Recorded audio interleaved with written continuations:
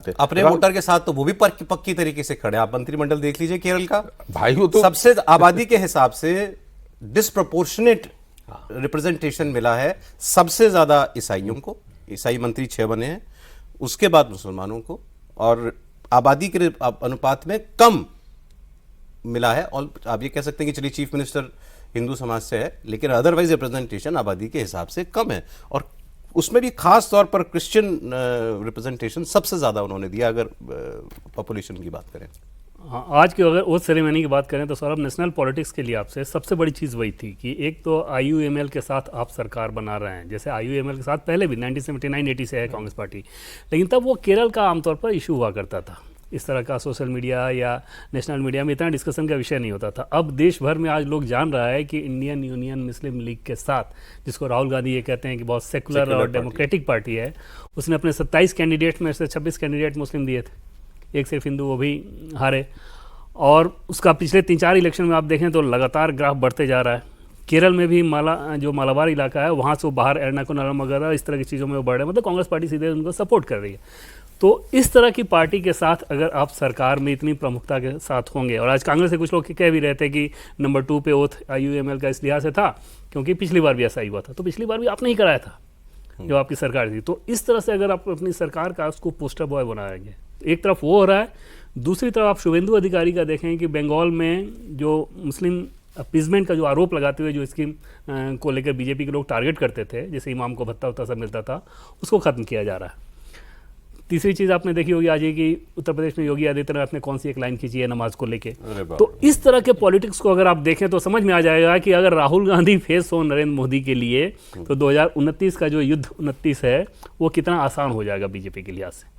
ऐसी चीज़ों को आप कैसे काउंटर कर पाएंगे? वक्फ को लेके जो IUML का केरला में अप्रोच रहा है, शिक्षा पे सौरभ हैरानी होगी आपको जाके कि IUML का पहला पोर्टफोलियो का डिमांड एजुकेशन का रहता है। किस लिए भाई, क्या करना है आपको?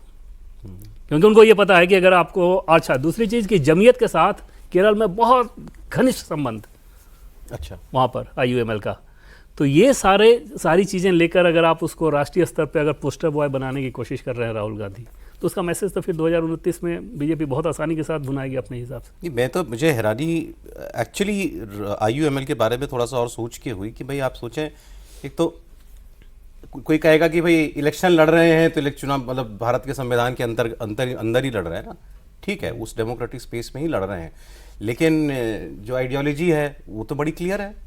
जब आपके नाम में ही मुस्लिम लीग है, आपने एक समाज का ही प्रतिनिधित्व करने के लिए ही पार्टी बनाई है, बड़ा क्लियर है ये भी। और उसकी इतनी इनरोड्स हैं, आज 23 विधायक जीत करके आना, और सही बात है कि शायद मेजोरिटी ना होती अगर ये अलग लड़ रहे होते, तो आज कांग्रेस को शायद मेजोरिटी, मतलब UDF को मेजोरिटी जो है वो ना मिली होती। तो ये बात आपने बिल्कुल ठीक कही कि ये 20 साल पुराना, 25 साल पुराना दौर होता तो शायद इतनी चर्चा भी नहीं होती। आज तो हर जगह फोन पे यही आ रहा है ना। और 15% सौरभ विधायक हैं आपके, या 20% आपको कैबिनेट में बर्थ मिल रहा है। बिल्कुल। और आप ये भी तो देखिए, अभी तो मतलब साथ में ही पश्चिम बंगाल और असम का रिजल्ट आया। एक जगह 30% मुस्लिम आबादी, एक जगह 40%। जिसने मुस्लिम अपीजमेंट किया, ममता बनर्जी और कांग्रेस पार्टी, क्या हाल हुआ। तो ये देखकर भी आप सबक सीखने को तैयार नहीं है। बड़ा सीधा सा मैसेज है 2014 से लगातार कंसिस्टेंट कि मुस्लिम वोट का वीटो नहीं चलेगा। ये हिंदुओं ने तय कर लिया है कि भाई सब रहें, सब चुनाव लड़ें, जीते, मंत्री बने, उससे कोई समस्या नहीं है, लेकिन ये कि हम इनको जीतने नहीं देंगे, इनको सरकार नहीं बनाने देंगे, ये नहीं चलने वाला है। और इस राजनीति का जो समर्थन करेगा वो भी नहीं चलेगा। तो अगर आप किसी गलती से, किसी घटना से सीखने को ही तैयार ना हो तो फिर तो ठीक है, चलते जाइए। तो क्या करें सर, लेकिन वो तो उनका वोटर है ना, उसको कैसे छोड़ दे कांग्रेस? एक चीज होती है संतुलन, पहले भी उनका वोटर था, ऐसा नहीं कि आज हो गया है। संतुलन भी तो कोई चीज होती है, कुछ चीजें दिखाने के लिए भी होती हैं।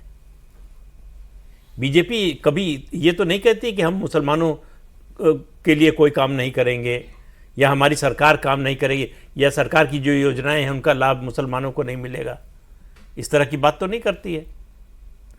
लेकिन वो अपना जो कोर एजेंडा है, आप ये देखिए कि उस कोर एजेंडा, मुसलमान कांग्रेस का कोर एजेंडा है, हिंदू जो है बीजेपी का है। फायदा किसको हो रहा है? उस कोर एजेंडे पर चलकर आपको क्या मिलने वाला है और क्या मिल रहा है? आपके दिमाग में अभी भी वो 2014 से पहले की राजनीति है। उस राजनीति का समय चला गया। अगर आप अब बदलेंगे नहीं अपने को, तो रिजल्ट वही आएगा जो आ रहा है पिछले 12 साल से। अब ये जो बात अभी देवेंद्र 2008 में कांग्रेस के देश भर में करीब जो है 1200 से ज्यादा विधायक थे। अच्छा, इस समय 600 कुछ हैं। ये आपकी राजनीति का नतीजा है। मैं ये कह रहा था सर, जो जैसे अभी असम और बंगाल का ट्रेंड और आज योगी जी का बयान, योगी जी का बयान सुनिएगा आप एक बार। वो केवल इसलिए नहीं, कोई आपको क्या करे, उन्होंने सड़क पे नमाज पढ़ने के बारे में एक स्टेटमेंट दिया, बड़ा तीखा बयान उन्होंने दिया है। और उनकी शैली से भी ज़रा 2 डिग्री गर्म बयान है वो। उसमें क्या कह रहे हैं वो कि भाई सड़क पर नमाज तो नहीं पढ़ने देंगे। वो कहते हैं कि भाई जगह नहीं है हमारे पास, जगह कम है, जगह कम है तो उन्होंने कहा शिफ्टों में पढ़ो, लेकिन सड़क पर नहीं पढ़ने देंगे क्योंकि आप लोग ज़्यादा हैं तो आबादी कम करो, अब इतनी आबादी बढ़ाई क्यों है? वो जो बात उनका करने का तरीका, और फिर अगर टकराव चाहते हो तो फिर संघर्ष चाहते हो तो फिर तैयार भी रहना, फिर उसके बाद क्या होगा। इसमें कोई भ्रम की बात नहीं है कि वो बयान जो है वो यूपी का आज तो किसी ने कहा कि चुनाव का ऐलान कर दिया योगी जी ने इस बयान से, एजेंडा सेट कर दिया। तो वही असम बंगाल वाला ट्रेंड कंटिन्यूड है यूपी में, यही यूपी में चलेगा और फिर यही आगे 29 तक चलेगा। मतलब इसी लीक पर चुनाव आने वाले चुनाव होंगे निश्चित रूप से। भाई आपको जिस नीति से फायदा हो रहा है उसको आप क्यों छोड़ देंगे? अच्छा, आप कोई संविधान के विरुद्ध कुछ नहीं कर रहे हैं, कानून के विरुद्ध कुछ नहीं कर रहे हैं। योगी जी ने जो कुछ आज बोला उसका कुल मतलब यह है कि लोगों के मन में कानून का डर होना चाहिए। हर समाज को कानून के मुताबिक चलना होगा। ये जो आपको विशेष लाभ मिल रहा था ये खत्म हो गया। अब कानून की नजर में, संविधान की नजर में अगर सब बराबर है तो सब बराबर है। लाउड स्पीकर अगर उसकी आवाज कम की जाएगी तो केवल मस्जिद पर नहीं, मंदिर से भी। तो अगर वो ये करते हैं कि मस्जिद में तो आवाज घटा देंगे, मंदिर में बढ़ा देंगे, तो फिर सवाल उठता है कि आप भेदभाव कर रहे हैं। वो कह रहे हैं कानून सबके लिए बराबर है, कानून से चलेंगे।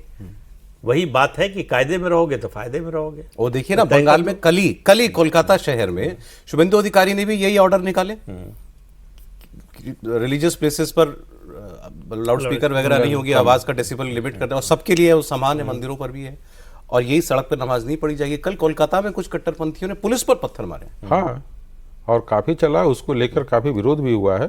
लेकिन आम जनता की आप रिएक्शन वहाँ पे लेंगे तो काफ़ी हद तक खुश है। जैसे स्टेशन के पास से, हावड़ा स्टेशन के पास से भी अतिक्रमण को हटाया गया। एक बार आप सौरभ जी चले जाइए, वहाँ देख लीजिए चुनाव के पहले की स्थिति क्या थी। हावड़ा स्टेशन, लोग एक समय कहते थे कि आपको देखना है स्टेशन खूबसूरत तो हावड़ा जाइए। अच्छा, और उस हावड़ा का सकल सूरत बिगाड़ दिया गया था वहाँ पे अतिक्रमण करके। लेकिन किसी भी सरकार की हिम्मत नहीं होती थी कि वहाँ से उस अतिक्रमण को हटाए। लेकिन वोट का क्या ताकत होता है और अपने मैसेज पे क्या ताकत होता है जो मिलता है, उन्होंने शुभेंदु अधिकारी को देख लीजिए। उनको पता है कि मुझे उसी मैसेज के लिए चुना गया है और मुझे वो करना है। और कोई शहर खूबसूरत बन रहा है, अतिक्रमण हट रहा है, तो उससे आम जनता में अंदर खुशी ही होती है। अब लोग कहेंगे कि भाई वो जो जिनका हटाया वो कहाँ जाकर बसेंगे, तो इसका ये मतलब थोड़ी कि सारे सड़कों पे आप आ जाए।